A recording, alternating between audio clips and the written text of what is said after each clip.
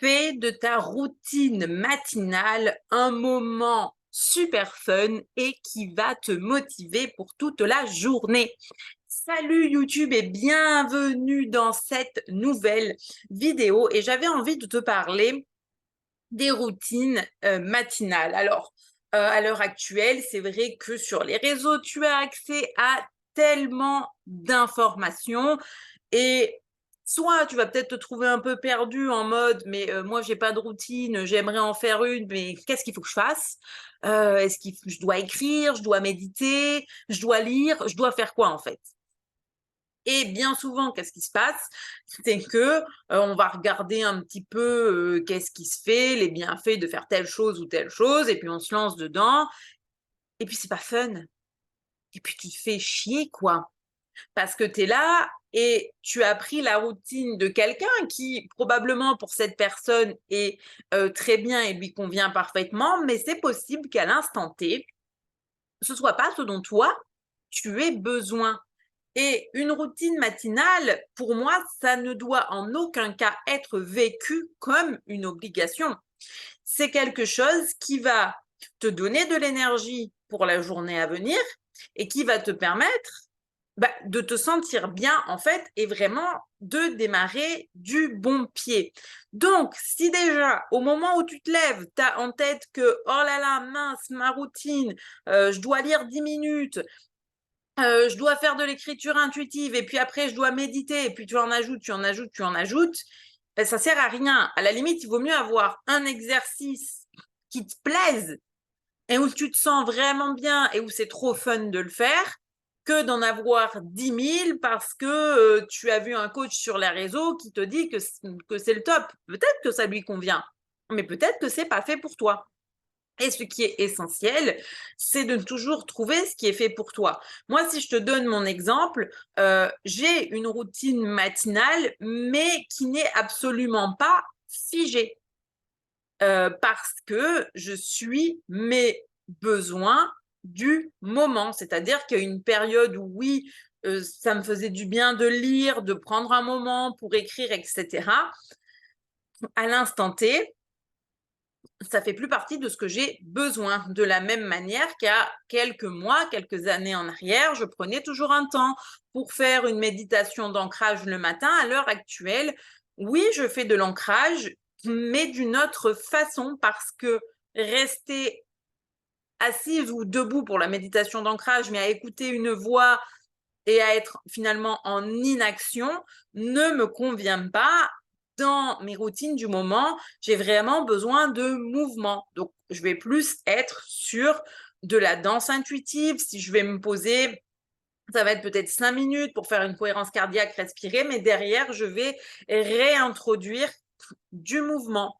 Euh, Aussi, ce qui peut faire partie d'une routine, c'est pas obligé que ce soit tout de suite après t'être levé ou ton déjeuner, mais tu vois, l'exemple de la mienne en ce moment, c'est qu'effectivement, on l'a fait avec ma fille, comme ça la prépare elle aussi pour l'école, elle aime bien, on respire, on met de la musique, on danse un peu, et quand je l'accompagne à l'école, on fait une partie du chemin à pied, et une fois que je l'ai laissé, moi je pars et je vais me faire un tour de quartier. Alors, soit j'ai envie de faire une grande balade et je pars plus longtemps, soit j'ai envie de faire une petite balade et je fais un plus petit tour. Par contre, dans la marche, à partir du moment où je l'ai laissé, où je suis toute seule, c'est là que je vais inclure mon ancrage, tout simplement parce que là où on habite, il y a beaucoup de végétation autour, de verdure, d'arbres, et ça me permet moi, de me libérer justement de mon mental, de toutes les histoires et d'aller me connecter à mes ressentis vraiment dans mon corps physique en fait. Qu'est-ce que je ressens en marchant? Qu'est-ce que je ressens en regardant ce qui se passe autour de moi, etc. Et tu vois, c'est une routine qui est au demeurant très simple, qui va pas me nécessiter de me prendre énormément de temps, etc.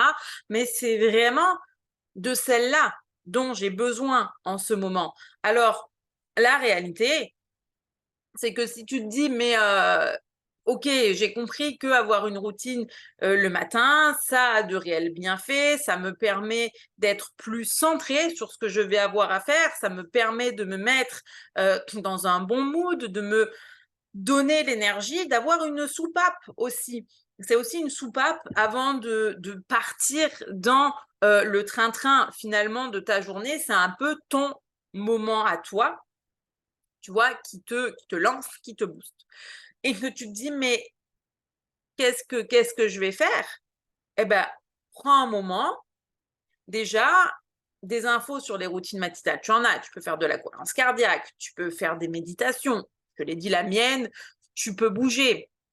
Tu peux faire des exercices qui vont mobiliser tes 5 sens pour te connecter à tes ressentis physiques, à tes ressentis émotionnels. Tu peux écrire, tu peux lire. Enfin, il y a tout un tas de choses que tu peux, toi, définir comme étant ta routine.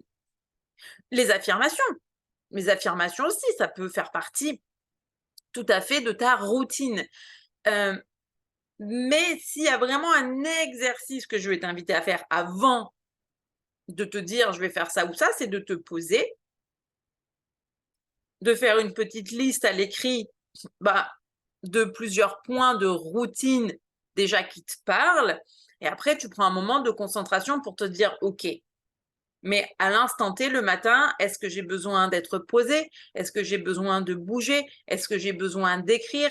Est-ce que la méditation, ça me parle? Parce qu'il y a beaucoup de gens qui aiment méditer, à qui ça fait du bien de suivre une méditation guidée, mais moi, à l'heure actuelle, suivre une voix, ça me dérange parce que justement, ça me met dans mon mental plutôt que d'être dans mes ressentis.